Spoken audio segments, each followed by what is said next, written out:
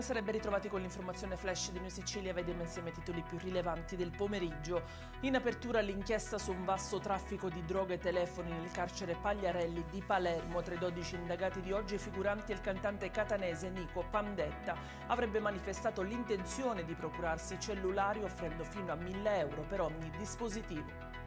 Ponte sullo stretto e controlli contro possibili infiltrazioni mafiose. Penso e spero che nessuno si opponga a inserirne di più. Così il ministro Salvini ha commentato l'emendamento al decreto infrastrutture annunciato dalla Lega.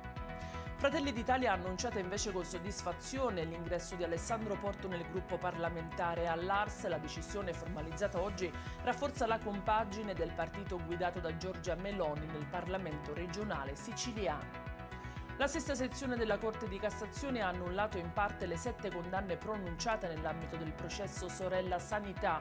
L'inchiesta aveva portato alla luce un presunto sistema corruttivo legato agli appalti in aziende sanitarie e ospedaliere della Sicilia. Le decisioni della Suprema Corte rimettono in discussione così alcuni dei verdetti emessi nei precedenti gradi di giudizio, disponendo nuovi processi per diversi imputati. La parentesi stabile garantita nei giorni scorsi dall'alta pressione sembra destinata a indebolirsi. Domani la Sicilia sarà interessata da un graduale cambiamento delle condizioni meteo, con l'ingresso di correnti più umide che porteranno un aumento della nuvolosità e localmente anche qualche pioggia. Ed è tutto per questa edizione. Vi ricordo come sempre che i dettagli su queste notizie li trovate sul nostro sito e sui nostri canali social. Grazie per averci seguito e a domani.